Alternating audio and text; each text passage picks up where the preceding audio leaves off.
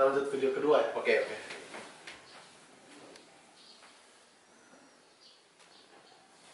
Jadi eta saya bilang, jaga nih umimu di dalam sini nak.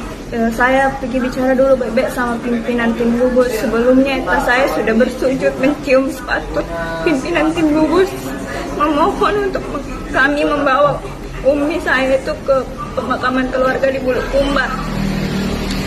Jadi eta saya keluar dengan saya mempercayai satu dokter yang mereka sebut itu Pak Haji. Nah, Pak Haji mengatakan, iya dek, kita akan cuman kafankan ibu. Nanti kalau mau disolatkan, kita tunggu bapak untuk masuk juga solat sama-sama. Jadi saya percayakan sama Pak Haji saya, karena saya berpikir saya tidak, Pak Haji tidak bakalan membohongi saya. Oke, sebelumnya kita memang mau ambil seluruh hak kami membawa jenazah Umi untuk dimandikan, dikafankan dan dimakamkan. Tapi dengan mereka bujuk kami, akhirnya kami melunak dan baik Pak, baik dokter, silahkan dimandikan, silahkan dikafankan, tapi tolong kami yang bawa untuk dimakamkan. Nah, setelah itu saya keluar, mereka sudah memulai proses tayamum. Ternyata hanya di tayamum umi saya tidak dimandikan, padahal umi saya bukan COVID. Umi saya tidak dimandikan, cuma di tayamum. Kemudian baju di badannya dia pakai, dibungkus dengan kafan. Setelah itu mereka bungkus lagi dengan plastik. Betapa hancur hati saya melihat itu. Umi saya bukan COVID. Dan setelah itu mereka mau masukkan ke dalam peti. Nah, kita sebagai orang Islam ya, kita tidak memakai peti untuk dikuburkan ibu bapak. Nah, saya menolak untuk umi saya dimasukkan ke dalam peti, tolong masukkan ke keranda. Nah, mereka menolak itu. Ada satu orang tim gugus sudah menarik tangan saya dengan keras. Saya pun bersikeras memegang peti agar supaya peti itu tidak dimasuki oleh jenazah umi saya. Tapi apalah daya saya, satu lawan banyak ya waktu itu. Akhirnya jenazah umi saya berhasil masuk ke dalam peti. Dan saya memohon supaya jangan dulu disolatkan, tunggu eta saya kembali dari luar pembicaraan. Mereka tetap membawa umi saya mengangkat peti ke atas meja yang beroda, dan saya diseret jauh dari peti. Dan saya lihat peti umi saya sudah dipalu-palu, ditutup. Padahal umi saya agama Islam, kita nggak memakai peti untuk dikuburkan. Dan saya diseret seperti barang. Baju saya, jilbab saya diseret seperti barang. Badan saya sudah sakit, saya sudah tidak peduli. Saya memegang besi yang di dinding untuk meraih umi saya agar saya bisa mengambil dan membuka peti lagi. Tapi apalah daya saya. Setelah itu saya meronta-ronta menangis sekuat tenaga supaya eta saya dengar, berharap dia akan datang. Tapi eta saya tidak datang sampai saat sudah disolatkan. Mereka membohongi kami dan mengambil jenazah umi saya. Akhirnya diberangkatkan ya. Dan setelah itu mereka membawa jenazah di depan mata saya. Saya pun disekap agar tidak bergerak. Coba dibayangkan, saya seorang diri perempuan seorang diri disekap oleh beberapa lelaki. Betapa sakitnya hati saya waktu itu melihat umi saya berjalan di depan jenazah umi saya berjalan. Saya tidak bisa melakukan apa-apa. Jenazah tersebut digotong lari sehingga saya tidak bisa melakukan apa-apa. Maka saya tidak bisa bergerak sedikit pun. Dan mereka sudah memberikan sedikit kelonggaran, saya pun langsung lari ke depan. Dan saya melihat itu saya sudah di depan mobil jenazah tidur. Dan saya pun baru mengerti ternyata tadi itu bukan pembicaraan yang baik, tapi salah satu teknis buat mereka menyekap eta saya supaya saya tidak ada teman di dalam. Mungkin mereka berpikir saya cuma anak-anak. Saya cuma anak-anak seorang perempuan yang tidak berdaya, makanya mereka sengaja mengambil eta saya. Dan saya pun tidak terima. Saya naik ke atas mobil jenazah supaya saya memblok mobil jenazah supaya tidak pergi. Saya melihat adik-adik saya yang tidak sama saya, tidak sama saya. Adik saya 2 orang masih SMA dan SMP. Mereka tidak sempat melihat untuk terakhir kalinya, padahal mereka dari malam. Mereka hanya dijanjikan, iya sebentar dek, kamu pakai baju astronot masuk ke dalam bisa, tapi sebentar sampai pagi tidak ada. Mereka tidak pernah masuk dan kami di dalam ya sudah memohon, sudah bersujud. Jadi menjadi satu kasus ya untuk beberapa korban-korban yang ada. Ya, saya sudah mendapatkan beberapa data korban-korban termasuk di Siloam. Ya, yang bisa saya ternyata juga negatif.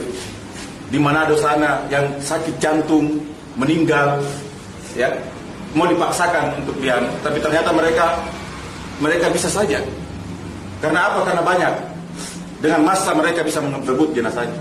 Ya, polisi yang laka lantas, ya, polisi laka lantas yang disematkan sudah PDP. Karena banyak polisi yang datang letting-lettingnya, semua dibebaskan. Mereka sudah bisa bawa. Ibu Ayu, dosen UMI, yang sudah disematkan PDP, ternyata mereka bisa juga mencabut status PDP itu. Nah, kenapa istri saya tidak? Kenapa? Ada perlakuan berbeda kan? Karena dia UMI, dia dosen UMI, dia polisi. Itu. Jadi apapun konsekuensinya, saya berpikir begini bahwa COVID ini sengaja didesain untuk menakut-nakuti masyarakat. Tanggapan Bapak karena ada unsur proyek? Sangat jelas bahwa ada SK Menteri Keuangan yang menyatakan 321 juta per pasien. Ada. Saya upload di Facebook saya semua itu. Silakan dibaca. Yang distatuskan PDP dengan tulisan tangan. Ya, dengan tulisan tangan. Lihat, status PDP-nya dengan tulisan tangan. Ini hasil swab yang menyatakan istri saya negatif.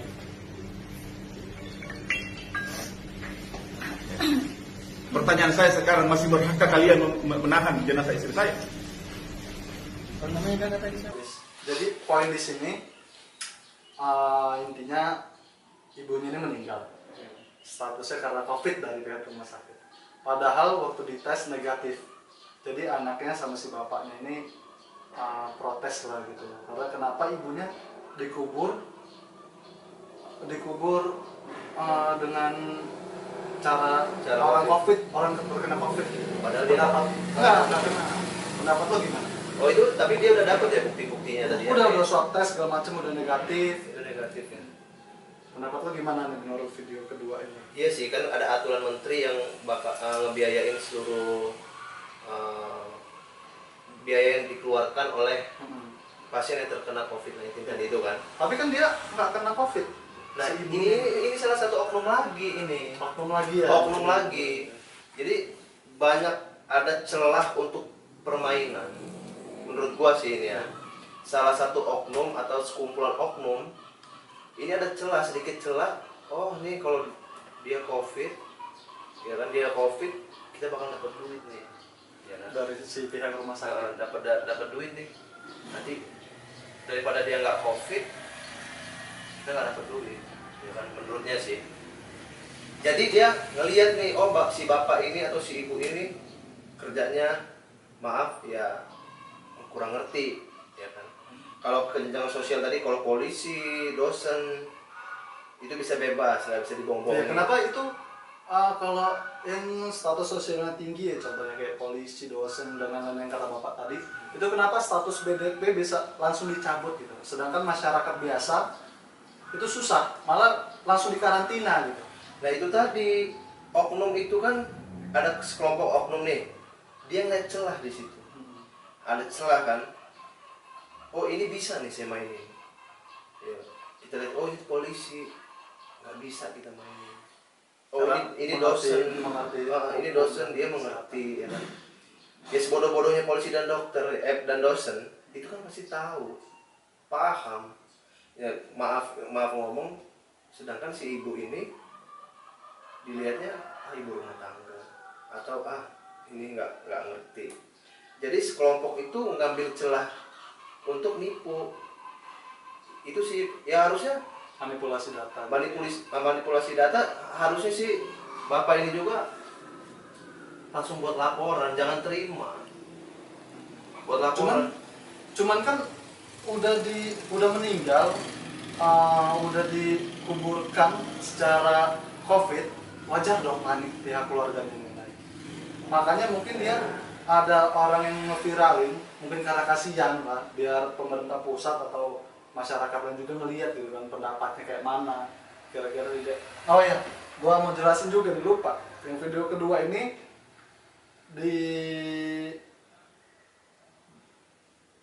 video kedua di Sulawesi Selatan, Makassar. Di Makassar. Iya, di Makassar. Iya. Ya, itu tadi sih, kita ini sekarang kan kalau kita dikit-dikit pemerintah pusat, pemerintah pusat itu kan sudah semaksimal mungkin melakukan yang terbaik nih. Betul. Iya kan? Dari pemerintah pusat nanti ke pemerintah daerah, dari daerah nanti ke kabupaten, dari kabupaten ke kelurahan. Jadi ada tahapan-tahapan. Kalau misalkan sedikit-sedikit langsung diviralkan, supaya pusat biar tahu nih. Kita nih tahu sendiri loh. Di Indonesia ini orang yang cuma lihat dari YouTube, nggak bener nih rumah sakit. Jadi kasihan dokter-dokter atau perawat-perawat yang benar-benar pure membantu, ya kan, menjadi pahlawan. Ya, makasih dokter-dokter yang sudah menjadi pahlawan. Namanya tercoreng karena dari sekelompok oknum tadi yang mencari celah. Tapi menurut gua ini cara jitu gitu.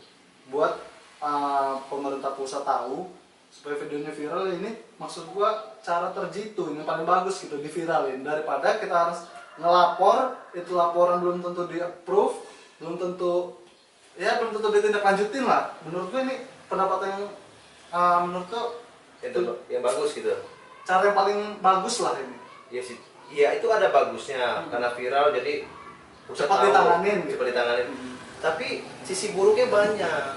Sisi buruknya dari video viral ini. Sisi buruknya ya itu tadi, ketidakpercayaan masyarakat terhadap dokter, ya kan? Jadi daripada saya laporan nggak akan ditanggepin, mending saya viralin. Padahal di viralin itu ya ada orang, segelintir orang yang paham. Oh iya, sampai habis nontonnya. Kebanyakan orang nggak sampai habis pasti nonton. Nonton intinya aja ya. Nontonnya gara-garanya apa? Ini ya, lihat judulnya, gara-gara ini, penipu pada rumah sakit ini. Penipu nih dokter ini. Ya kan? Pasti kalau setiap laporan itu pasti diterima. Menurut gua sih, pasti diterima karena kan laporan itu kan nggak langsung hari ini kita laporan langsung ditangkepin, itu ya langsung ditangkepin, tapi kan kita ada antrian juga dong, kayak pihak berwajib, kayak pihak rumah sakit kan banyak laporan yang diterima. Nah mungkin kalau ini udah urgent banget, biasanya didahuluin. Jadi menurut gue sih sabar-sabar dulu, ya kan? Ya, toh kalau memang benar-benar nggak diterima, ya bisa dibantu media. Ini saya udah laporan nih. Nah ini cara dia orang dibantu media. Tapi bukan di rumah kayak gini maksud gua. Kita laporan di tempat yang semestinya, atau di kantor kepolisian, itu kan penipuan sih. Atau kita di pihak pengaduan rumah sakit. Jadi jangan di sini. Ya, jadi kan maksud gua viral di media itu harus ada pihak yang benar-benar tahu. Lo laporan ke gua nih si pihak rumah sakit. Jadi ada media, gua bisa nanggepin laporan lo. Jadi nggak langsung sepihak gitu. Harusnya gitu ya. Harusnya gitu. Dan di video kedua ini juga tadi ada si anak ini bilang harusnya kan penguburan secara Islam tuh dikafanin, bukan di peti mati. Ini ya pakai keranda ya? Iya, harusnya dipakai keranda kan, bukan di peti mati. Itu pendapat tuh kayak mana? Ya gini sih, ya memang betul. Tapi kan ini wabah. Ya pemerintah takut masyarakat lain terkena. Jadi menurut gua wajar nggak si anak ini panik nangis-nangis sampai naik ke kap mobil? Wajar. Karena ibunya histeria. Wajar. Tapi ya menurut gua, ya ini menurut pandangan gua sih, ya wajar di prosedur pemerintah itu udah bagus loh, dibungkus. Itu juga dimandiin pasti, dibungkus. Kalau misalnya pakai keranda kan terbuka. Yang ditakutin kan apa? Yang ngegotong-gotong itu kena juga. Nanti repot lagi, makin banyak lagi. Jadi menurut gua harus ikhlas yang pertama, walaupun itu sakit tapi ikhlas. Ya udah, ini prosedurnya dari pemerintah. Pemerintah itu udah pasti nyari jalan yang terbaik. Jangan kita mikirin ego kita sendiri, walaupun ya itu sakit sih ya kan, namanya ibunya meninggal sampai nenek itu gua wajarin, ibunya loh ya kan, bukan orang lain. Lo diputusin pacar aja pasti sedih kan. Apa yang meninggal? Galau ya Mas Ben ya, Dene kalau diputusin pacarnya. Oh udah, kita lanjut. Oke, Kita oke. fokus ke videonya Oke, aja ya. oke. Jadi video kedua ini menurut pendapat lo seperti itu ya? Seperti itu sih. Harusnya sama kayak video pertama yang dilaporkan Iya, aja, laporan. apakah di viral.